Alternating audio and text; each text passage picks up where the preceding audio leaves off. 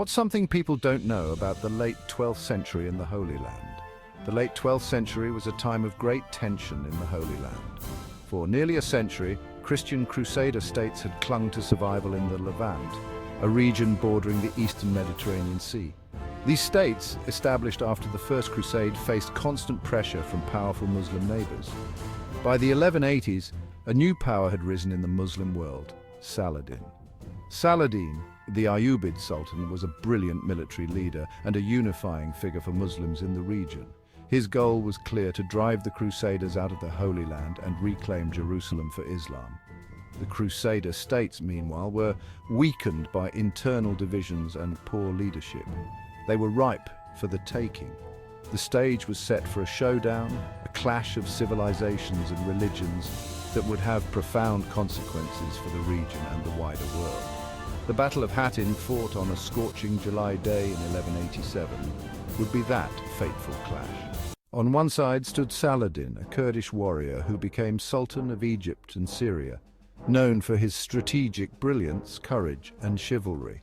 He commanded a large, well-trained army. Facing him was Guy of Lusignan, king of Jerusalem, an inexperienced ruler thrust into power through marriage, seen as impulsive and lacking strategic sense. The contrast between the two leaders was stark. Saladin, a seasoned commander; Guy, a reluctant king. The battleground itself played a crucial role in this clash of civilizations. Hattin, a volcanic hill with two prominent peaks resembling horns, lay near the Sea of Galilee in modern-day Israel. For Saladin, Hattin represented an opportunity to trap and destroy the Crusader army. The Crusader army, marching to relieve the besieged city of Tiberias, had to cross a waterless plain in the stifling July heat. Saladin's forces controlled the only nearby water source, a vital well at Hattin. The stage was set for a battle that would hinge as much on thirst as on swordsmanship. The horns of Hattin, rising from the arid landscape, became a symbol of the Crusaders' predicament: trapped, thirsty, and facing annihilation. The strategic importance of the location was clear to both sides, and it was here that the fate of the Kingdom of Jerusalem would be decided. Section 4. Thirst and Defeat. The battle unfolds. On July 4th, 1187, the Crusader army found itself surrounded and parched on the arid plains near Hattin. The scorching summer sun beat down on the armored knights and their horses, amplifying their thirst. Saladin's forces had set fire to the dry grass, adding smoke and confusion to the oppressive heat.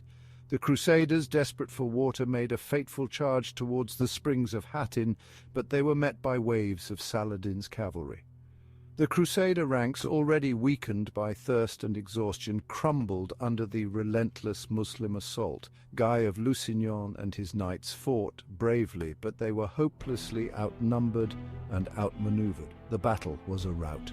The Crusader army, decimated by thirst, heat, and the relentless attacks of Saladin's forces, was utterly destroyed. King Guy, along with many of his nobles and knights, was captured. The true cross, a relic believed to be a piece of the cross on which Jesus was crucified, fell into Muslim hands. Section 5. The crushing aftermath fall of Jerusalem and more. The Battle of Hattin was a crushing defeat for the Crusader states.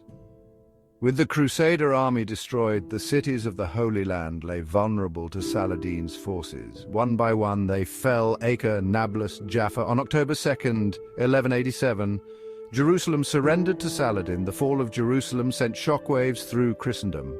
Pope Urban III was said to have died from grief upon hearing the news. The Third Crusade was launched to reclaim the Holy City.